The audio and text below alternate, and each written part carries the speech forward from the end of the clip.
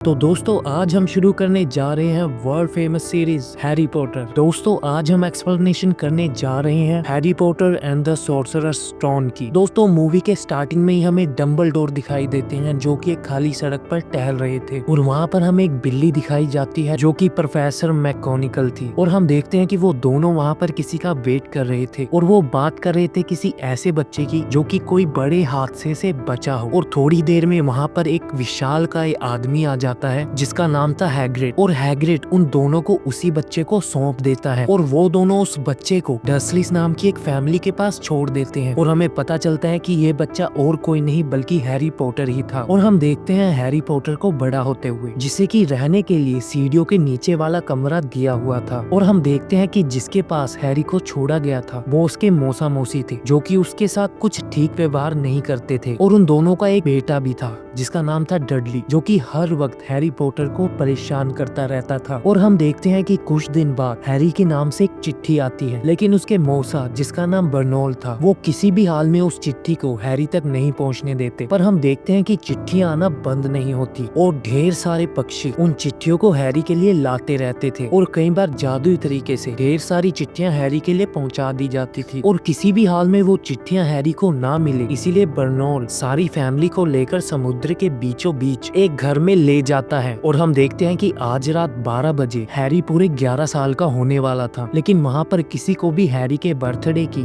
कोई भी खुशी नहीं थी। पर हम देखते हैं कि 12 बजते ही उस घर का दरवाजा तोड़कर एक विशाल का आदमी अंदर आता है और ये और कोई नहीं बल्कि मार्गरेट ही था और वो हैरी को बर्थडे विश कर उसे केक देता है और वो हैरी को बताता है कि उसका नाम हैग्रिड है और वो हॉगवर्ट्स का गेम कीपर है और वो हैरी को बताता है कि तुम्हारे पेरेंट्स एक धमाके में मारे गए थे लेकिन डर्सली ने हैरी से कहा था कि वो एक कार एक्सीडेंट में मरे हैं। और मार्गरेट उसे जो सबसे बड़ी बात बताता है वो ये थी कि हैरी एक जादूगर है। वो हैरी को एक चिट्ठी देता है और उसे बताता है कि उसे हॉगवर्ट्स जादूगरी के स्कूल में एडमिशन मिल चुका है और वो वहाँ पर अपनी जादूगरी की आगे की पढ़ाई कर सकता है। लेकिन डर्सलीज मार्गरेट से कहते हैं कि हम किसी भी हालत में हैरी को वहाँ पर नहीं जाने देंगे। लेकिन मार्गरेट उन दोनों को धमका देता है और कहता है कि तुम्हारे जैसे लोग जो जादू ना कर सकते हो वो हैरी को अपनी पढ़ाई पूरी करने से नहीं रोक सकते। और अगले दिन हैरी मार्गरेट के साथ एक पब में जाता है जहाँ से वो अपनी जादूगरी का सामान खरीदने वाला था और वहाँ पहुंचकर हैरी को पहली बार पता चलता है कि वो कितना फेमस है क्योंकि वहाँ पर सभी लोग हैरी को अच्छे से जानते थे। और वहाँ पर हैरी से प्रोफेसर क्विरल मिलते हैं जो कि हैरी को स्कूल में पढ़ाने वाले थे और वहाँ पर उसे एक सीक्रेट रास्ता मिलता है डायगोनल एली जाने का जहाँ पर जादूगरी का सारा सामान मिलता था। सबसे पहले मार्गरेट हैरी को ग्रीनगोट बैंक ले जाता है और हैरी को पता चलता है कि उसके पेरेंट्स उसके लिए ढेर सारा खजाना छोड़ कर गए थे और वो दोनों एक लॉकर से एक पोटली को उठाते हैं लेकिन मार्गरेट हैरी को नहीं बताता कि ये किस चीज की पोटली है और वो दोनों जादूगरी का सारा सामान खरीद लेते हैं। और हम देखते हैं कि मार्गरेट हैरी को एक सफेद उल्लू भी गिफ्ट करता है। जब हैरी मार्गरेट से अपने सर पर बने निशान और अपनी पेरेंट्स की मौत के बारे में पूछता है तब मार्गरेट उसे बताता है कि वोल्डेमॉर्ट नाम के डार्क विजिट ने तुम्हारे पेरेंट्स की जान ली थी और उसका कोई भी यहाँ पर नाम नहीं लेता और सभी उसे तुम जानते हो कौन नाम से बुलाते हैं और उस विजिटर से तुम्हें छोड़कर और कोई भी जिंदा नहीं बचा है। और इसी कोशिश में वोल्डेमॉर्ट गायब हो गया था और सभी को ये लगता है कि वो यहाँ से चला गया है लेकिन उसे लगता है कि वो वापस जरूर आएगा। हम देखते हैं कि मार्गरेट को उस पोटली को डंबलडोर को देने जाना था इसलिए वो हैरी को एक ट्रेन की टिकट दे जाता है जिससे कि हैरी को हॉगवर्ट्स पहुंचना था। और हम देखते हैं कि उस टिकट पर प्लेटफॉर्म नंबर 9:45 लिखा हुआ था और पूरे स्टेशन पर ढूंढने के बाद भी हैरी को वो प्लेटफॉर्म नहीं मिला था। और वहाँ पर हैरी एक लड़के को एक पिलर के अंदर घुसते हुए देखता है और तभी वहाँ उसे समझ आता है कि 9:45 प्लेटफॉर्म इसके अंदर घुसकर है और फिर हैरी भी उस पिलर के अंदर घुसकर 9:45 प्लेटफॉर्म पर पहुंच जाता है और अपनी ट्रेन में चढ़कर एक खाली कंपार्टमेंट में बैठ जाता है। और हम देखते हैं कि उसके कंपार्टमेंट में एक लाल बालों वाला बच्चा आकर बैठ जाता है जिसका नाम रोन था। और हम देखते हैं कि हैरी और रोन में जल्दी ही दोस्ती हो जाती है। हम देखते हैं कि रोन के पास स्कैबस नाम का एक मोटा चूहा होता है और वो दोनों उस कैबिन में बातचीत कर ही रहे थे कि वहाँ पर एक लड़की आ जाती है जिसका नाम था हुमायूनी ग्रेंजर, जो कि डेविल नाम के लड़के के एक मेंढक को ढूंढ रही थी और वो भी वहाँ पर बैठकर उनसे बातचीत करने लग जाती है और हुमायूनी अपने जादू से हैरी का टूटा हुआ चश्मा ठीक कर देती है। हम देखते हैं कि रात हो जाती है और वो तीनों हॉगवर्ट्स स्टेशन पहुंच जाते हैं, जहाँ पर मार्गरेट पहले से ही उन सबका वेट कर रहा था और वो सभी फर्स्ट ईयर के बच्चों को बोर्ड्स में बिठाकर उनके फर्स्ट ईयर के डिपार्टमेंट में ले जाता है। और जब वो बच्चे वहाँ पर एंटर करते हैं तो सीढ़ियों में उन्हें सबसे पहले उन्हें प्रोफेसर मैकोनिकल मिलती है और वो उन सभी बच्चों को बताती है कि उन सभी को 4 हाउसेस में से एक हाउसेस को चुनना पड़ेगा और एक हाउस के बच्चे एक साथ रहते, खाते, पीते और सोते हैं और सभी को अच्छे काम करने के बाद हाउस पॉइंट्स मिलते हैं और गलत काम करने पर उनके हाउस पॉइंट्स काट लिए जाते हैं और साल के एंड में सबसे ज्यादा पॉइंट्स वाले हाउस को हाउस कप दिया जाता है। और वहाँ पर हमें एक लड़का ट्रेक दिखाया जाता है और वो अपने दोस्तों के साथ मिलकर हैरी के पास आता है और उसे दोस्ती करने के लिए कहता है, लेकिन हैरी उससे दोस्ती करने के लिए मना कर देता है क्योंकि उसने पहले रॉन को गरीब कहकर उसकी बेइज्जती की थी। और हाउस में चुने जाने के लिए बच्चों के सर पर रोटिक हेड रखा जाता है। हेडमास्टर डंबलडोर बच्चों को रात को घूमने के लिए फॉरबिडन फॉरेस्ट में जाने के लिए और तीसरी मंजिल के एक स्पेसिफिक कॉरिडोर में जाने के लिए मना करता है। और हम देखते हैं कि सामने एक टीचर बैठे हुए थे जिनको देखते ही हैरी के सर में दर्द होने लगता है। और हॉगवर्ट में पहले दिन गुजारने के बाद उन सभी को पता लगता है कि हॉगवर्ट में पेंटिंग्स बोल सकती है और यहाँ पर घोस्ट्स भी रहते हैं और सभी के कॉमन रूम्स में जाने के लिए उनको पेंटिंग को पासवर्ड बताना पड़ता है। और हम देखते हैं कि जब उन सबकी क्लास लग रही थी तो अगली क्लास प्रोफेसर स्नेप की थी और हैरी को धीरे धीरे ये समझ आ रहा था कि प्रोफेसर स्नेप उसको बिल्कुल भी लाइक नहीं करते और वो हैरी से जानबूझकर टफ क्वेश्चन पूछते थे जिसका जवाब हैरी को बिल्कुल नहीं आता था और वो इस बात के लिए हैरी के हाउस पॉइंट्स को घटा देता है। और हम देखते हैं कि उस दिन अगली क्लास फ्लाइंग लेसन की होती है, जहाँ पर एक लड़का क्विल गलती से उड़ने लगता है और अचानक से ऊंचाई से गिरने पर उसके हाथ की हड्डी टूट जाती है और फिर प्रोफेसर उसे एक हॉस्पिटल में ले जाती है। लेकिन हम पीछे से देखते हैं कि ड्रेक और हैरी के बीच में एक बहस हो जाती है और वहाँ पर ड्रेक नेवल के मेम्ब्रेन को उठाकर हवा में गिर देता है और फिर हैरी उड़कर उस बॉल को पकड़ लेता है और हैरी को ऐसा करते देख प्रोफेसर मैकोनिकल देख लेती है और वो हैरी को ले जाकर ओलिवा वुड से मिलाती है और वो बताती है कि हैरी हमारी क्विडिस्टिक गेम का नया प्लेयर है जिसका कैप्टन ओलिवा वुड होता है और रॉन के ट्विन ब्रदर्स फ्रेड और जॉर्ज भी उस टीम में खेल रहे होते हैं। और जल्दी ही ये खबर पूरे स्कूल में फैल जाती है कि हैरी क्विडिस्टिक गेम का प्लेयर बन चुका है और हरमाइनी हैरी और रॉक को ट्रॉफी रूम में ले जाती है और वो दिखाती है कि हैरी के फादर भी क्विडिस्टिक गेम के कैप्टन थे। और हम देखते हैं कि तीनों लौटते हुए गलती से 3rd फ्लोर के उसी दिन में चले जाते हैं जहाँ पर जाने से डंबलडोर ने मना किया था और वहाँ उनका सामना 3 मुंह वाले कुत्ते से होता है जो कि देखने में बहुत ही ज्यादा खतरनाक था और वो किसी तरह वहाँ से अपनी जान बचाकर बचकर निकल जाते हैं। और ओलिवा वुड हैरी को क्विडिच के रूल सिखाता है और वो बताता है कि हैरी का काम सिर्फ गोल्डन स्ट्रीच को पकड़ने का है। और हम देखते हैं कि अगली क्लास में सभी बच्चों को एक टास्क दिया जाता है जिसमें कि उन्हें एक पंख को उड़ाना था। हम देखते हैं कि रॉक ऐसा करने में नाकामयाब हो जाता है लेकिन हरमाइनी आसानी से उस पंख को हवा में उड़ा देती है जिससे कि रॉक बुरा मान जाता है और वो सभी के सामने हरमाइनी की थोड़ी सी बेइज्जती कर देता है जिससे कि हरमाइनी को बहुत बुरा लगता है। और हम देखते हैं कि रात में एक पार्टी ऑर्गेनाइज की जाती है और वहाँ पर सभी बच्चे थे सिर्फ हरमाइनी को छोड़कर और वहाँ पर नेवल सभी को बताता है कि हरमाइनी ने खुद को लड़कियों के वॉशरूम में बंद कर लिया है और वो वहाँ पर रो रही है। और तभी वहाँ पर प्रोफेसर क्वेरल आते हैं और वो सभी को बताते हैं कि तहखाने में एक माउंटेन क्रॉल आ गया है और ये बोलकर वहाँ पर बेहोश हो जाते हैं और सभी बच्चों को अपने अपने रूम में जाने का हुक्म दे दिया जाता है। लेकिन हैरी और रॉन जो जानते थे कि हरमाइनी गर्ल्स वॉशरूम में बंद है वो उसे बचाने के लिए वहाँ पर चले जाते हैं। और हम देखते हैं कि ट्रोल वहाँ पर हरमाइनी को मारने ही वाला होता है कि रॉन और हैरी वहाँ पर पहुंचकर उसे बचा लेते हैं। और फिर उसी वक्त मैकोनिकल, क्वेरल और स्नेप भी वहाँ पर पहुंच जाते हैं और मैकोनिकल के डांटने पर हरमाइनी झूठ बोल देती है कि इस सब में हैरी और रॉन की कोई गलती नहीं है और उन्हें सजा मिलने से वो दोनों बच जाते हैं। और उस टाइम से ही उन तीनों में एक गहरी दोस्ती बन जाती है। और अगले दिन नाश्ता करते हुए हैरी हरमाइनी को अपना डाउट बताता है और वो हरमाइनी को बताता है कि जरूर प्रोफेसर स्नेप उस 3 मुंह वाले कुत्ते के पास गया होगा और कुत्ते ने जरूर उन्हें काटा होगा, इसीलिए वो आज लंगड़ा कर चल रहे हैं। और जरूर वो उस पोटली को वहाँ से निकालने गए होंगे जो कि मार्गरेट और वो एक तिजोरी से लाए थे। और तभी वहाँ पर उल्लू एक पार्सल लेकर आता है जो कि एक उड़ने वाली झाड़ू थी जिसका नाम निम्बस 2000 था और वो अब तक की सबसे तेज उड़ने वाली झाड़ू थी और उसे वो झाड़ू प्रोफेसर मैकोनिकल ने उसे दी थी। और हम देखते हैं कि अगले दिन क्विडिच कॉलेज का मैच होता है और ये मैच ग्रिफिंडोर और लीदरिश के वर्सेस होता है और हम देखते हैं कि लीदरिश वाले चीटिंग कर ओलिवुड को घायल कर देते हैं और उनकी टीम से आगे निकल जाते हैं। और तभी हम देखते हैं कि मैच के दौरान हैरी की झाड़ू बेकाबू हो जाती है और झाड़ू उसे नीचे गिराने लगती है और वहाँ पर हरमाइनी दूरबीन से देखती है तो उसे पता लगता है कि प्रोफेसर स्नेप अपने मुंह में एक मंत्र को बड़बड़ा रहे थे और वो जाकर पीछे से स्नेप की कॉस्ट्यूम में आग लगा देती है। तभी आसपास बैठे लोगों में हबड़ा दबड़ी मच जाती है और तभी हैरी की झाड़ू भी नॉर्मल हो जाती है और हम देखते हैं कि हैरी गोल्डन स्निच को पकड़ने जाता है लेकिन डिसबैलेंस होकर नीचे गिर जाता है। लेकिन पूरे लास्ट मोमेंट पर उसे पता लगता है कि उसने गोल्डन स्निच को अपने मुंह में पकड़ लिया था और इसीलिए गोल्डन स्निच को पकड़ लेने के कारण हैरी की टीम उस मैच को जीत जाती है। और नेक्स्ट डे हम देखते हैं कि हरमाइनी मार्गरेट को बताती है कि प्रोफेसर स्नेप ही हैरी के झाड़ू पर मैजिक कर रहे थे और हैरी मार्गरेट को बताता है कि वो तीनों 3 सिर वाले कुत्ते के पास भी गए थे और वहाँ पर हैग्रिड शॉक हो जाता है और वो तीनों को थोड़ा सा डांट देता है और कहता है कि वो कुत्ता